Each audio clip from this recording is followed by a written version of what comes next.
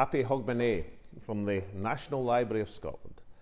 And I'm at an exhibition called the A to Z of Scotland.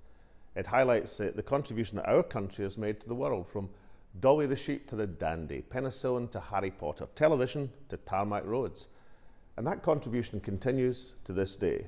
Just a few weeks ago, Professor Peter Higgs of Edinburgh University received the Nobel Prize for Physics for predicting the Higgs boson. That's the particle that binds this universe together. And we've just announced as a Scottish Government funding to help establish a new Higgs Centre to promote postgraduate opportunities. And we're using Professor Higgs' legacy of achievement to inspire and support the next generation of great scientists in Scotland. Now, Scotland already has extraordinary strengths in fields such as life sciences, medicine, informatics, energy technology. But next year, we have the ideal opportunity to showcase these modern achievements together with our history, culture, and landscape, because 2014 will be a truly amazing year, one where the eyes of the world will be on Scotland. And we're welcoming the world for Year of Homecoming, with more than 400 events taking place the length and breadth of the country. We staged the Commonwealth Games, the largest sporting and cultural celebration ever held in Scotland, and Golf's Ryder Cup will be enjoyed by 250,000 spectators at Gleneagles, but by television viewers in more than 180 countries around the planet. And of course, on the 18th September, we will decide where to become an independent country. That's the opportunity of a lifetime. You know, it's a precious thing to be able to debate and decide our own future through a civic and democratic process. So let us all ensure that the debate over the next 9 months is a constructive one, where we respect each other's views regardless of how passionately we hold our own.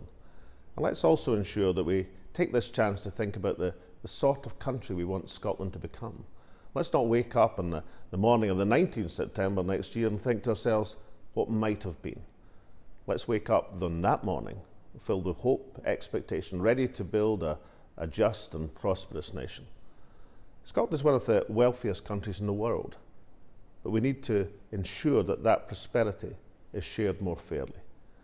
We have oil and gas resources for many decades to come, but we have to harness the green energy wealth, which will last forever. The greatest asset of Scotland are the people of Scotland. So let's transform childcare in this country, unleashing the full potential of all our population and helping us become the best place anywhere in the world to raise a family. The Scottish Government has put forward our proposals on these issues and many others in Scotland's future.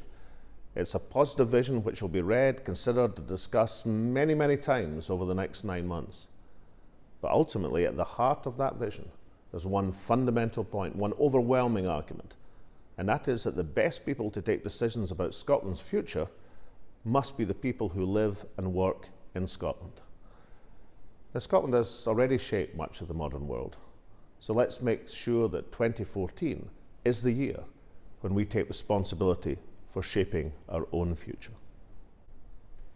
This is one of the first ever published versions of Auld Lang Syne, a volume of songs that once belonged to Keir Hardie. Yet another example of Scotland's contribution to the world, the song which encapsulates the spirit of the new year like no other. So wherever you are, in Scotland or overseas, with family and friends or at work, I hope you'll tack a cup of kindness this new year. And I'd like to wish each and every one of you all the best for a happy and prosperous 2014.